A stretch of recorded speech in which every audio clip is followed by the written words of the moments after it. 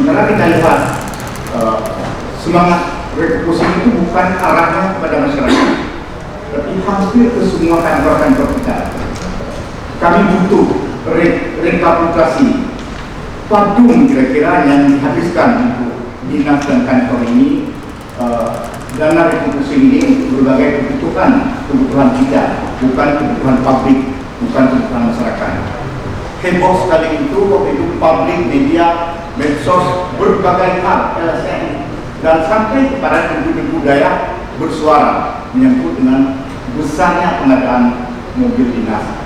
Waktu itu gamang pemerintah, sehingga muncullah statement daripada Bapak Gubernur, dinas-dinas itu masih layak mobilnya, masih layak dengan pemakaian pengadaan yang besar gitu, sehingga mendiamkan masyarakat sampai sudah ada data daya yang akan terima mobil-mobil yang telah ada, yang akan dipakai yang baru oleh SKPA dan dinas itu.